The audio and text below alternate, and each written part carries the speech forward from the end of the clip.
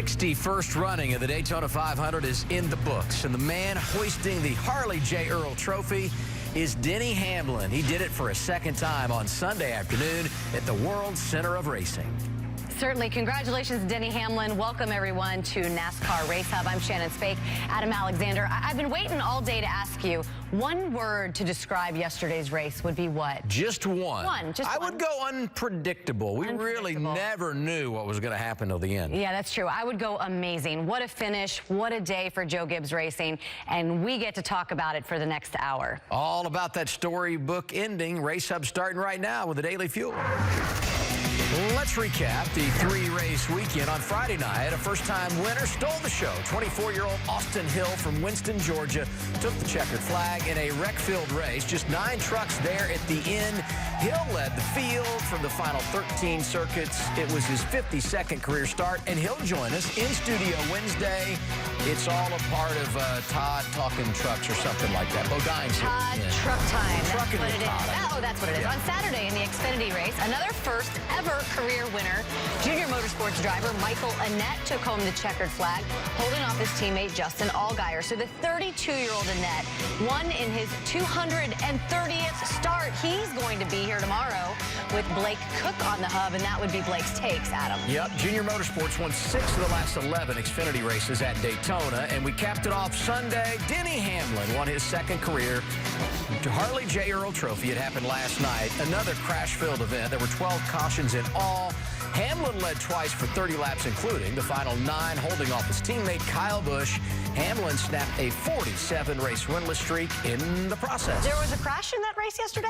One or two. One or two. Hi, everyone. Welcome in. Larry McReynolds and, of course, Jamie McMurray, two guys who know something about winning the Daytona 500. Congratulations, by the way. Thanks. Your first start yesterday, of course, led some laps. I want to know, what was the difference yesterday? Because all week long we were talking about that single file, and yesterday you guys completely went to the bottom and opened it up. Well, it was the Daytona 500. It wasn't the Clash or the 150, so a lot more on the line. You also had twice as many cars on the track, and guys were just way more aggressive yesterday than what we saw in the 150s in the Clash. I think some of that, guys, there weren't as many people trying to race in through the 150s, so everyone wanted to make sure they got to race that car in the Daytona 500. But man, I'm telling you, when they threw the green flag yesterday, it was completely different than what we saw earlier in the week. Yeah, I think when you come on the radio and you tell these drivers 20 to go and it's the Daytona 500, Things change. all bets are off. Right? But, you know, I get a little upset when I hear people blame the package. They blame NASCAR. They blame the racetrack. Sometimes they blame us. The best I can tell, these 40 drivers, they all had a steering wheel, they all had a throttle pedal, and they all had a brake pedal, but all they know to do is use that throttle pedal and that steering wheel, whichever way it takes them. I just loved late in the broadcast, someone said, Larry, your trends, what are they saying now? And you said, I took my trend sheet and Threw it in the trash can. That was like 8 I know o'clock what's at about to night. come down. You said to me a word that describes the Daytona 500. I said unpredictable. How about long? It was. More than 4 hours, and somehow our production staff took it all down to 90 seconds. Here you go, the Daytona 500 race in 90. 61st running of the Great American Race, a tradition of finishes too close to call. In order to execute the perfect Daytona 500, it takes preparation, it takes skill, some good old-fashioned luck, and experience goes a long way. Boogity, boogity, boogity! Let's go racing at Daytona, boys! Turn 2 is Calamity Corner in Daytona. It looked like Kurt thought he could get clear, get down in front of Ricky Stenhouse Jr. Jamie McMurray in his final 500 could not avoid the 43 of Bubba Wallace. Stage 1 in the books. Kyle Busch gets his 21st career stage win.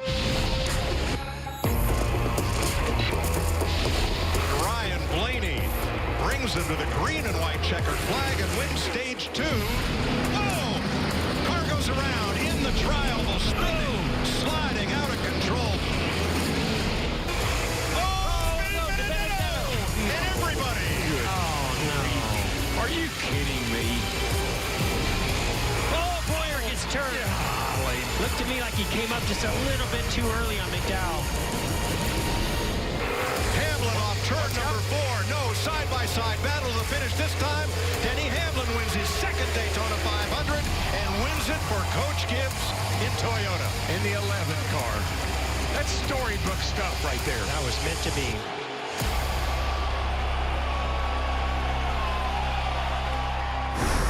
Amazing finish to the Daytona 500. 1, 2, 3 goes Joe Gibbs Racing with Hamlin, Busch, and Jones. And we nearly had an upset. McDowell, Ty Dillon, Ryan Preece, Ross Chastain, they were all in the top 10.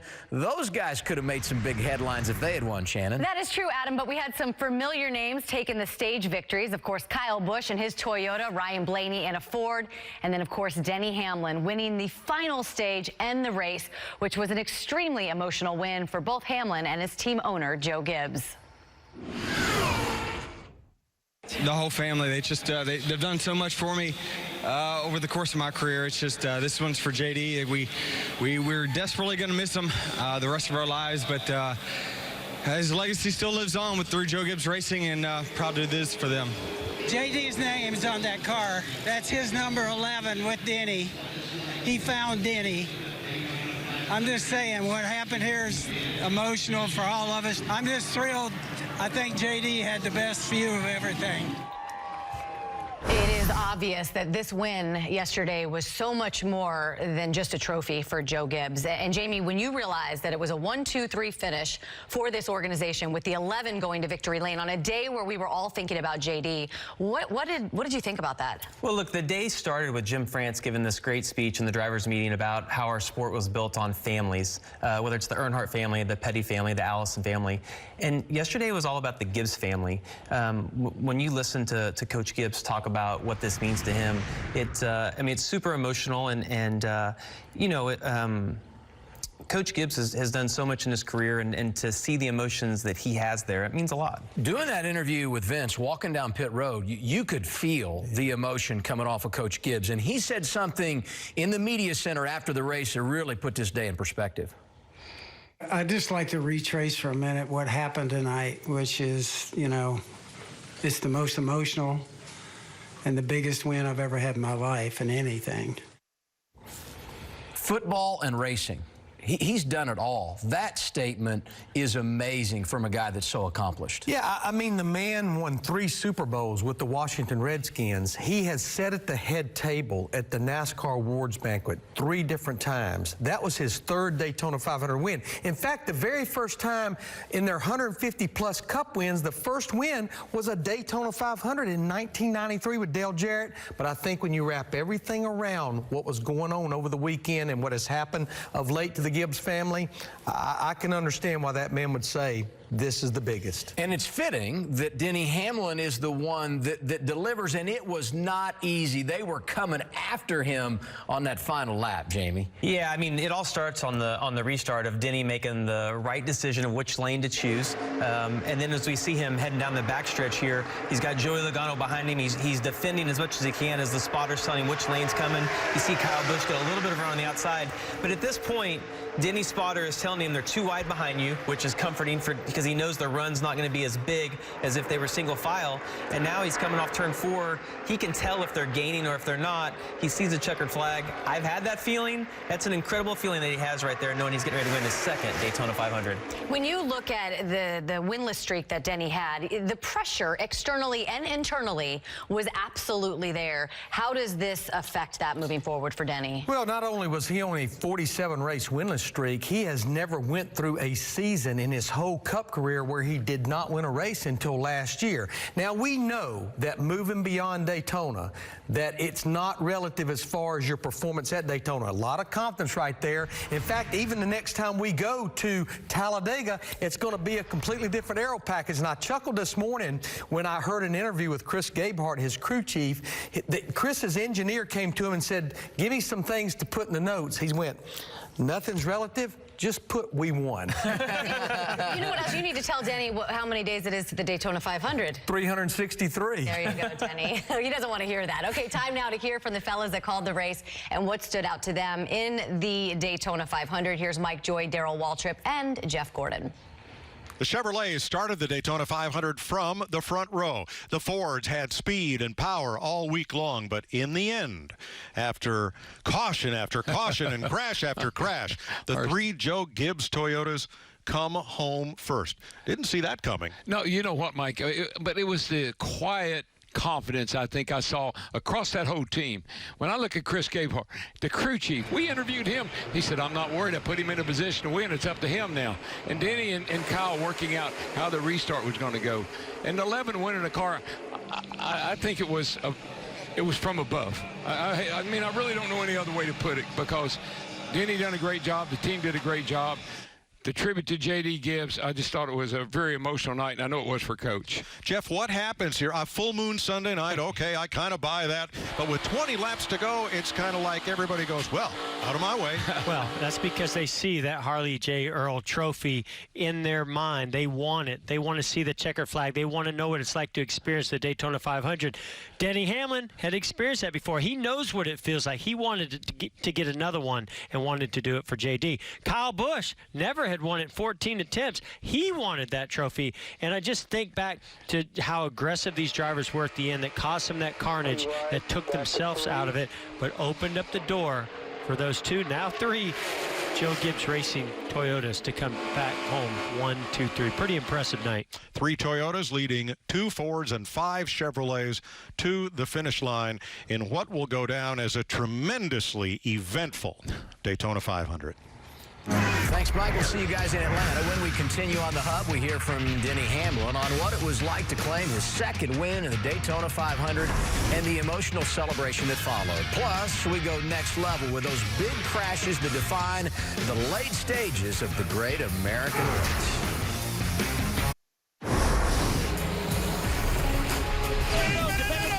And everybody. Good. Oh, no. This is big. Wow. Check up. Spinning here, spinning. It's the 17th of February, looking way too much like the 4th of July. Amen. Fireworks everywhere. What a wild night in Central Florida. You know, racing at Daytona and Talladega is tight-quartered. It's high speed. It's intense. So when something goes wrong, there is a big impact, an enormous impact. Yesterday, that moment came with just under 10 laps remaining. The big one. It always claims many victims. Just a little disappointed. You know, our Smithfield Ford Mustang was good. Not as good as what we had at Talladega, but I thought we were good. And just right there in the closing laps, the intensity ratcheted way up, and there's a lot of big runs coming and pushing and shoving. And looks like the 95 got a little loose there getting into turn 3, and we all just got collected. I thought Blaney was going to push me down the back straightaway, and he kind of bailed on me. And when they started wrecking in 3 and 4, I saw it for a split second, and before I could even do anything, looks like I'm underneath the 10 car there looking at his rear end housing. So many Fords are fast this weekend, the entire weekend. We still have a couple bullets there that can try to pull it off, but we got separated, me and the Penske cars and the SHR cars at one point. I sped on pit road, we got lapped down, had to battle back, but we got separated. We weren't quite as dominant as what our plan was. Obviously, plans always change, but still got a couple bullets there to try to win it. Not anything intentional. I talked to Paul there. I think he was trying to get to my outside, clip my right rear. Just racing hard. So here's the first time that I've seen it there.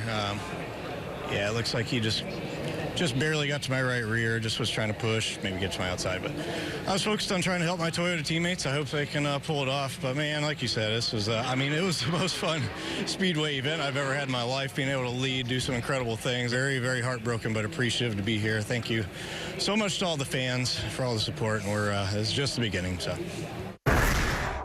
Jamie, we heard it there. There's no question as we go next level with those big wrecks at the end of the race that plate racing can be very frustrating for a driver. Well, look, it's one of those places that you go into kind of expecting to wreck, and if you're able to make it through the big wreck or the big wrecks like we had in Daytona, then that's a bonus. And you guys were 2 and 3 wide for a good portion of the night. So what we're going to watch here was bound to happen eventually. Set up, 10 laps to go, front of the field, Paul Menard, Matt DiBenedetto. Right, so we're looking at Paul Menard trying to push Matt DiBenedetto right here.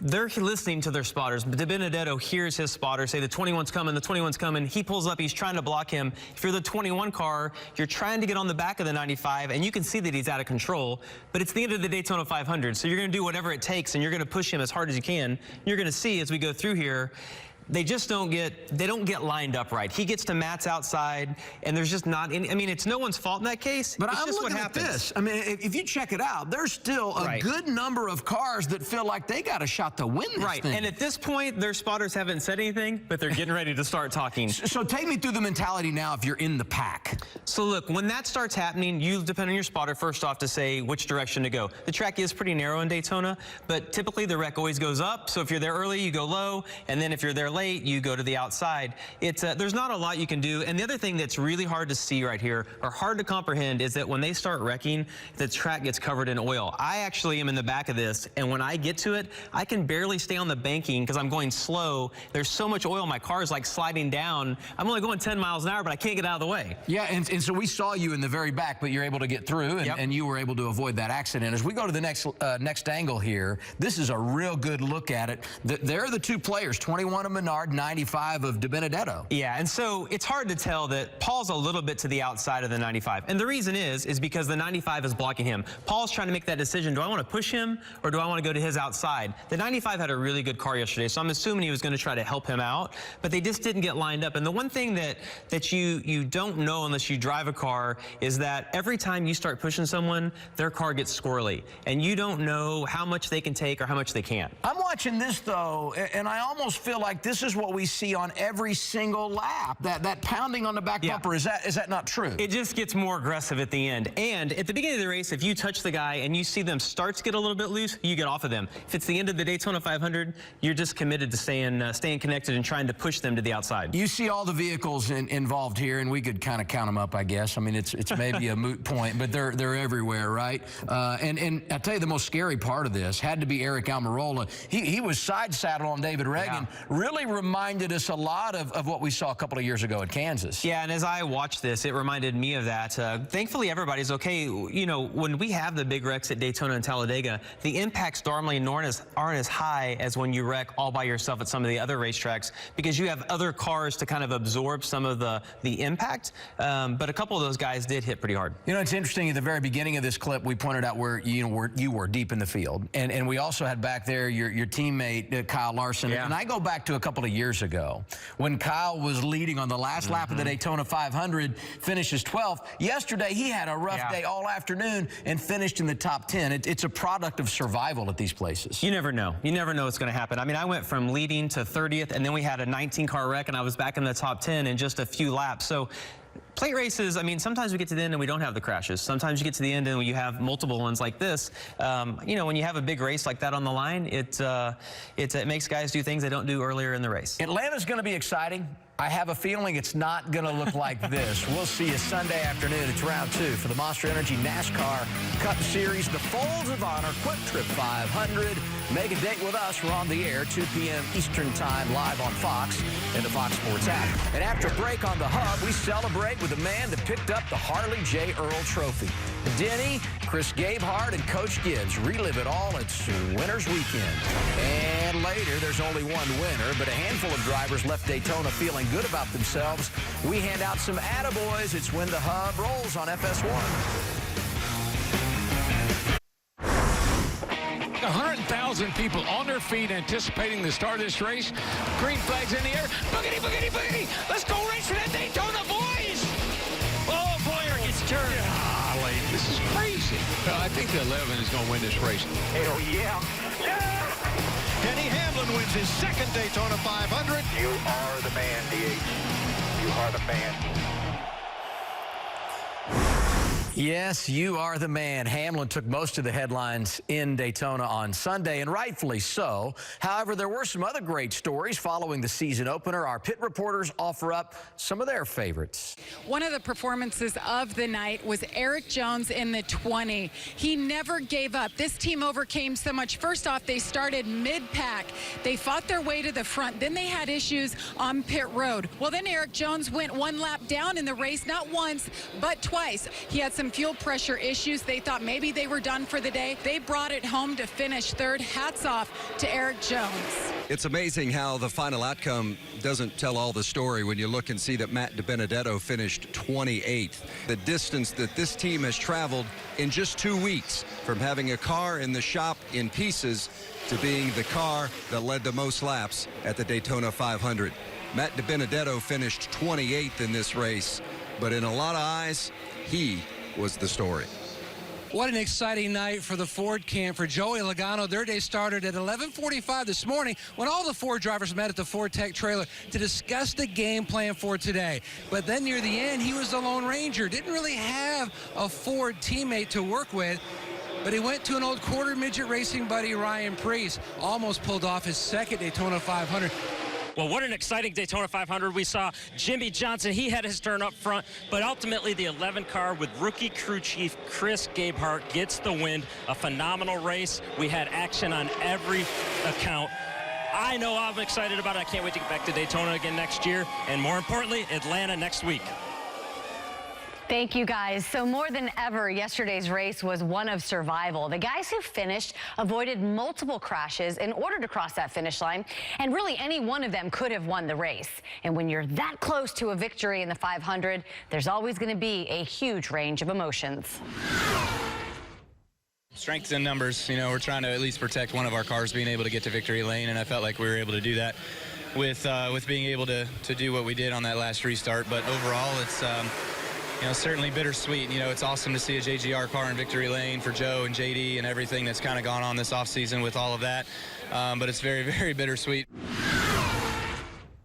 I tried. You know, it was super cool. I had Ryan Preece behind me, and we grew up racing quarter midgets at Silver City Quarter Midget Club in Meriden, Connecticut, and to be racing against each other in a Daytona 500, that's probably the coolest thing, to have him pushing me behind there. And man, it would have been so neat to get the win. He gave me the push I needed to get by the 18. I needed one more shove there to be able to get to the 11. I just didn't have quite enough to get underneath the 11. I got real worried on that last green-white checker on the outside. There wasn't a lot of great cars left on that outside lane, so I knew it was going to be tough, but really proud of everybody at Front Row Motorsports. Needed a little bit more there at the end, but, you know, it's great to come out here with the top 5, and, you know, we wanted more. When you can see the win, you want it, but, you know, it's a great effort by everybody, and, you know, proud of what we accomplished. I was tucked in behind Joey and doing everything I could to help him, and on those wrecks, I just shipped it in there like Kroger ships your groceries. So all in all, it was a good day because we accomplished the goal we wanted to accomplish, and that was finishing today. So in a top 10. So it's a good start, and we'll move on to Atlanta. I want to rewind to the two Ford guys that finished inside the top 5, Joey Logano, Michael McDowell. They were happy and felt good about a top 5 finish, as anyone should in that race, but they weren't totally happy with one another. Bob Pockris of Fox Sports was on pit road last night, got some really good video of these two visiting with one another. Visiting. That's what I would call it. Now, Michael McDowell's left his helmet on, so I don't know what he's anticipating. Good idea. Maybe he just hasn't taken it off yet. This goes back to the final couple of laps of this race, and these two weren't necessarily working together. What's protocol manufacturer late in the race? There's lots of meetings that happen prior to the race with the manufacturers. It's all about working together up to that point. And I think if you have a decision at the end to go with someone and it's going to benefit both of you equally, then you do that. But Michael McDowell he had a big run here, and the momentum is with the 18. If you look at this, the momentum is with the 18, so he moved up and decided to help Kyle Busch. I don't fault him for that, and neither would Joey Logano, because if the roles were reversed, Joey would have went with the 18 too, I think. And if you watch those interviews, 30 seconds later, he's laughing with Matt Yoakum. You know, it's just emotions are riding high. It's the last lap of the 500. Yeah, there was a point there in the late stages of that race. I thought Michael McDowell was in the catbird seat, and you talking about an amazing story. That would have definitely been an amazing story. And I felt like the Fords for the most of Speed Weeks worked together well. But when you get to the closing laps, say for instance when that driver hears there's 10 to go in the Daytona 500, you do not look. I've never driven a race car, but I know you don't look at what emblem's on that race car. You're wherever that can help you. And when it comes to the Daytona 500, year after year after year, there's one happy guy and there's 39 frustrated and disappointed guys. One of those frustrated and disappointed guys yesterday was Kyle Busch. We just heard from him. And what struck me about his interview is we all know Kyle hates to lose. And hates losing more than he enjoys winning. And a lot of times when he does lose in those post-race interviews, he's mad, right? He's upset. That's not what we saw. And the disappointment certainly has to be a little bit because he lost, but also because another one slipped away from him. Well, in the Daytona 500 has been very, very tough on Kyle Busch. There's been not a lot of fruit that's been bared in that race for him. And we know that is a box he wants to check. There's not many boxes he's hadn't checked. But Shannon, as I watched his post-race interview, I'm sure he did everything he could to win that race.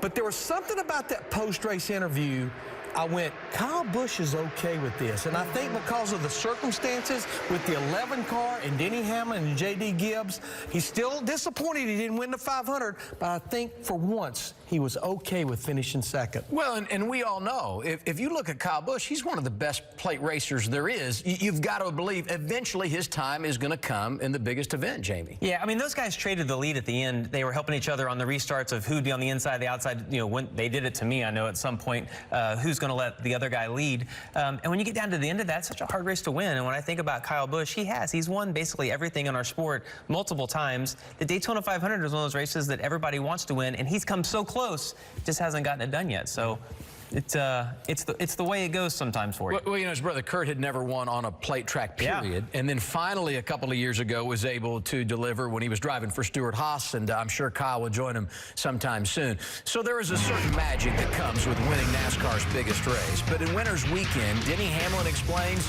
why Sunday was extra special. To see his family and his kids and his wife here today before the race, it just, you know, you start getting emotional again. You know, JD had a hand in it somehow, you know, and I don't doubt that one bit. Christ must have just had so many bigger things that he needed JD for than we could ever imagine here on earth, that we were all so selfish to want JD to be here and be healthy and to be with us all. But he's in a greater place today, and I'm happy for him to be there. I know he's got a smile on his face, and he's always going to love us, and he's going to watch out for us and keep us going on to the next days and hopefully many more championships. He never lets you know they're coming, so you'll just be doing your photos, and you can feel it. You know the JD hugs, so they're huge, and he always joked around and stuff like that. But I don't know, it was awesome to always have him around for those victories, and it's always a family atmosphere within JGR, but JD's family always was there and was a staple there at the racetrack for us. So many thinking about J.D. Gibbs yesterday, and you can go to jdgibbslegacy.com, where his legacy certainly does live on. Now, on a lap 11, members of the Joe Gibbs Racing pit crews stood on the wall and paid tribute to J.D. Gibbs. It was an emotional moment for all, but little did they know the emotions would multiply on the final lap as Denny drove the 11 to victory lane. Here's Winners Weekend. The NASCAR family is mourning the loss of one of its own, the son of Hall of Fame coach Joe Gibbs. JD passed away in January. For those of us that have been there, our hearts ache. Been a tough month for sure for the Gibbs family. To see his family and his kids and his wife here today before the race, it's just, you know, you start getting emotional again, you know, because, you know, that there's a lot of pressure on you to go out there and perform at a high level and try to win the race. And JD had a hand in it somehow, you know, and I don't doubt that one bit. I just think the one thing that kind of happened today, there was so much to it. You go all the way back to JD finding and bringing Denny on board with us. JD's number was 11. He raced Xfinity, he raced some truck stuff when it was 11 in football. And Denny's number's 11. You dream about stuff, but, you know, the reality is I've been to Daytona 25 times and couldn't win it.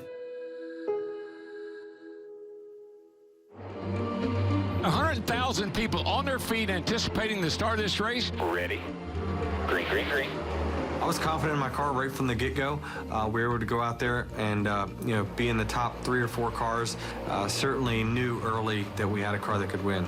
As we come to lap 11, the Joe Gibbs teams will come to the top of the pit wall in salute of J.D. Gibbs, Joe Gibbs' eldest son. Denny Hamlin Hamlin loose off of turn 4. Just saved it there. You might have got a little bump. I got completely sideways, and I was fighting a tight condition at the time. The track was hotter than it had been all week, so we really weren't prepared for it. Certainly was a hair-raising moment. And look at those Toyotas out front. You've got to put yourself in those top 2 or 3 rows to give yourself a chance of missing the wreck that is inevitably going to happen. And it just seems like we were kind of blessed to always be right in front of it. A multi-car pileup, flames and sparks as cars crash and collide. There's a lot of nuance that goes into, do we race it out or do we work together because of who's in the line? I'm going to let him in, but, after that we're racing. Yep. Together because of who's in the line. I'm going to let him in, but, after that we're racing. Yep. They're wrecking. Caution's out. You should be the leader. So at that point, they approached us and said, hey, do you want to pull down in front of us? Adam's suggesting that we do the teammate restart. I'm good with it. He's just going to be, true to it, that he's going to let me in. I was thinking, well, why would they want us to do that? That kind of puts them in a tough spot. But I think that gave them an opportunity to go on offense. The way he was going to be able to win it was to get a push from that 22, and he nearly got the push that he needed on that final lap. 18's got momentum up top. 2 back, hit high.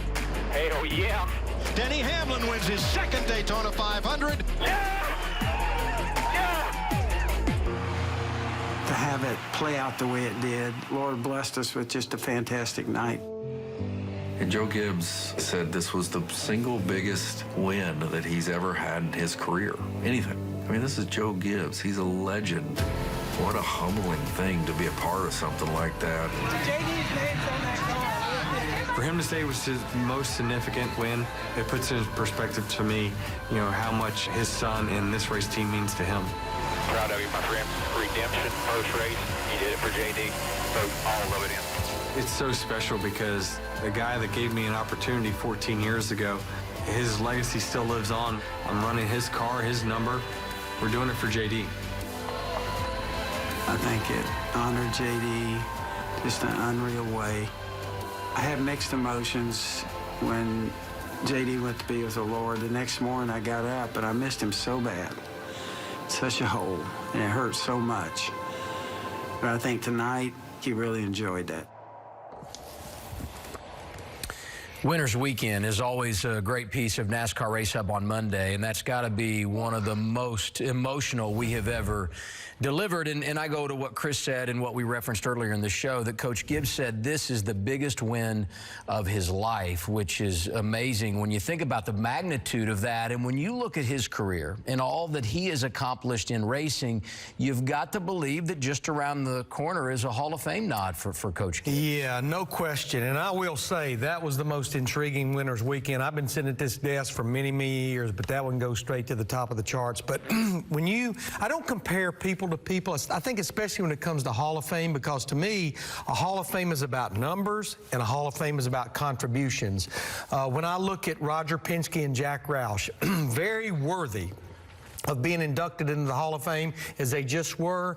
I don't know how in the world you don't put Joe Gibbs in that conversation with the 3 Cup championships, now 3 Daytona 500s, over 150 Cup wins, Xfinity Series championships, and the numbers are still building very rapidly. I don't see how in the world you don't put him in a conversation about a future inductee. You don't like to compare people to people, but I'm going to ask you, Jamie, compare the drivers that we've seen kind of go through Joe Gibbs Racing. We've seen Tony Stewart, Bobby Labonte, Kyle Busch is there. Now, where does Denny, with this second Daytona 500 win, kind of fit in that ranking? Well, I don't want to compare either, but I will. It's hard to do. When you look at Tony Stewart and Bobby Labonte and the championships they won, that's huge. Kyle Busch clearly has won a championship. But Denny, he's won 32 races now. It's put him 24th all time, which is incredible. 2 Daytona 500s, and he's not done yet. And like I said this a few weeks ago, I think Denny's going to have a great year, and he's got a lot of years ahead of him. So he certainly has found a home at Joe Gibbs Racing, and like I expect a lot from him in the future. You said it. I mean, it looks like it's going to be an unbelievable year for the 11. And I want to go back to 2010. You won the Daytona 500, went on to have the best season of your career. What does winning the biggest race to start the campaign do to the balance of the season for a driver and a race team? Well, for Denny and his crew chief, it's huge because you've kind of knocked that off. You can relax a little bit. We're heading to Atlanta this weekend. The forecast doesn't look that great. We might not get a lot of practice. So those guys, I think, will be more relaxed than others are heading into the weekend. It also doesn't put you in panic mode if you get to a couple of these mile-and-a-half tracks and things aren't going your way. But Denny has Martinsville and Bristol coming up, are tracks that he runs great at. And I think, you know, being able to win early on, it just sets a different tone for your season and the environment that you're in. So, you know, it's a great way to start off. Locked into the playoffs as well, so it's got to be a little bit of pressure taken off of Chris Gabehart. Well, and think about Chris Gabehart, and I think about that. Jamie had told me earlier that there's 12 drivers that's won the Daytona 500 multiple times, Denny Hamlin now being one of them. But I think he sets himself apart from the other 11 because he has to be the only driver to win the Daytona 500 both times with a rookie crew chief essentially on the pit box for the first time as a Cup crew chief. He did it with Mike Wheeler back in 2016, and now Chris Gabehart, and of course it's their first career win in the Cup Series, and that's, to me, that's a pretty amazing feat. Yeah, you always say winning solves everything. But I will say, we're comparing 2016 to 2019. When Denny Hamlin won it in 16, that locked you in the playoffs. There was nothing else really to necessarily gain. Now, there's still a ton of playoff points with race wins and stage wins. They still have to be full court press. Yeah, the one thing Denny has that not everyone does is that Denny's one of the best plate racers. He's really good at short tracks, and he's also good at the mountain halves. Complete guy. That's a good sign for Denny Hamlin moving ahead in this season. All right, we've got more Race Hub coming up right after the break.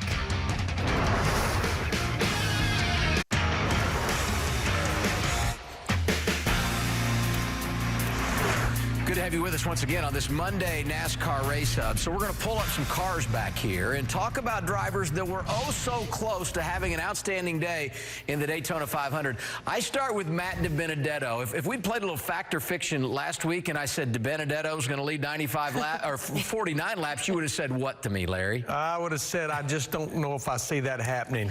I know he felt like he had a car that could win the race, and we all were very pleasantly surprised at the performance of that 95 car, but I was so impressed with his interview coming out of the Infield Care Center. He's thankful and grateful to have this ride, and I think he knows that, yeah, is it going to be a stretch at the mile-and-a-half and 2-mile racetrack to run this competitive? But I think about we have 3 more races between Daytona and Talladega. Bristol he runs well at. He's thankful for this ride, and his interview was very classy. Overachieve. We have used that name with Matty D so many times. Look, Matt paid his dues being in a car that wasn't capable of running well. He now has a chance in this 95 car, and he's making the most of it. And he's a really smart racer. He didn't make a mistake with the 21 car. He was blocking, trying to win the Daytona 500. And I thought, I mean, I think a lot of him. I think he's done a great job leading up to this point, and he's going to make the most out of the situation that he has right now. All right, so Adam here played fact or fiction. I want to see if you guys changed your mind with something, right? William Byron, incredible day, 45 laps led. Yeah. We have all said that we think Jimmy Johnson's going to get back to victory lane before William Byron.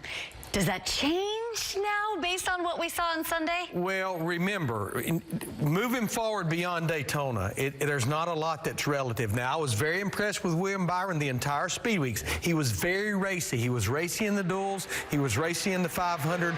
Unless you and I have this same conversation maybe after Atlanta and NASCAR goes west, and let's see where we're at then. Look, I saw him at driver intros. He seemed really relaxed, which I was shocked by. He's starting on the pole of the Daytona 500. Seemed very relaxed. I was glad that Chad let him race in the 150s a little bit.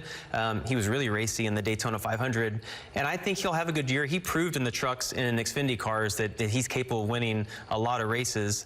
I expect a lot from him, and I don't know that he's going to get to victory lane before Jimmy does, because Jimmy's already been to victory lane in the Flash. But at a points race, people. Do people walk up to William and say, hey, man, don't mess it up today, trying to, like, maybe... No, I mean, I think most people. I mean, look, you're happy for the guy that sits on the pole of the Daytona 500. Most people were just telling him good job and good luck, and Yeah, push me, please. Help me out. Hey, You have a fast car. I know he wouldn't have said Brad Keselowski overachieved to finish 12th because he's a great plate racer, but I do feel like Brad overachieved to finish 12th. They had a rough time down there. His car looked like a Miller Lite beer can that had been laying on the side of the interstate for about 2 weeks. But yeah, 3 cautions. I mean, the entire Speed Weeks was a disaster for Brad Keselowski. But yeah, to look at that car and look at that finishing order to finish 12th, I went, there was no way unless I looked at it. Long weekend for Brad. I got to watch his duel, the questionable call by NASCAR with the pit penalty, and then he was actually beside me on one of the last restarts, and he had gotten back on the lead lap, and his car didn't look that tore up after I had seen it actually like on the rim spinning out trying to get back to pit road. So I think he's probably happy to finish 12th. He's happier to get to leave Daytona and go on to Atlanta. On to Atlanta, right, Brad Keselowski? Okay, the WBC Super Middle.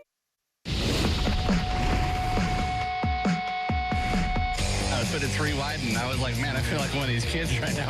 I shouldn't be making these moves. Oh, we didn't get it. Come on, show it to us. Okay, show it there to it us. is. He went to Homestead saying it's the big 3 and me became the champion. Joey Logano gets his first dual win. Just what Logano needed, some more confidence. Daniel Suarez has been faster than most this weekend. Pulled 9.2 Gs without using the bag. But a little secret, Matt DiBenedetto had to use the bag, right? Which means he got sick. Look here, guys. Anytime there's a bag involved, you count me out. I'm just telling you. Michael and Phil, they're doing the math up there on the fuel. How concerned are you right now? How good are they at math? It's going to be a hairy ride for this young man this afternoon. I like some of the paint schemes. Corey LaJoie's got a cool-looking car. Tell me your favorite team. Man, the Chiefs, obviously, naturally, but... It's been a great interview. Thank you. Have a wonderful day. That's actually really... That's a great way to wrap up the weekend sound off. Tomorrow on the Hub, 6 Eastern here on FS1. BK will be here, so will Cole Pern. That's going to be a good show. Plus, Joe Gibbs, Lindsey Zarniak sat down with him. We saw that piece on Sunday. We will watch it again. And Radioactive, always good. And with everything that we saw yesterday in the Daytona 500, it's sure to be a good one. Plus, we've got our first Radio Sweetheart of the year. So, oh boy, yeah, baby. Good. I wonder, Cliff Boyer, you ready? You ready, buddy? All right, time now for our social garage. Take a look at this video posted by Joe Gibbs Racing. Just a normal Daytona celebration for the Gibbs team at Steak and Shake. So if you were at Steak and Shake in Daytona Beach yesterday, you got a huge treat because Coach Gibbs came in with the Harl J. Early Trophy, and Denny Hamlin showed up as well. But this is becoming tradition because I know when Roger Penske won the Daytona 500 back in 15 with Joey, that's where Roger and all the team went with Steak and Shake just down the road. You see Denny there, but you know why they do this, why it became a tradition. When he won his first one, it was their first ever win with Dale Jarrett, and they went there. They didn't even know they had to go to the media center. He and the boys left. Joe did. And they end up at Steak and Shake celebrating kind of by accident, and as we see now, it's a tradition every time. You are a wealth of knowledge today, Adam Alexander. Do you know how I know that? You have a guy writing it on a board? I saw it right there on the Twitter. That's where I saw that. On the Twitter. Well, I can't say what I was going to say next. We'll just leave that for the edit room. How did you celebrate your retirement, Jamie? My retirement? Well, you're retired. It's not a retirement. What? Well, you guys are making me nervous. I never retired from being a crew chief. You're making me nervous. Did I say something wrong? What?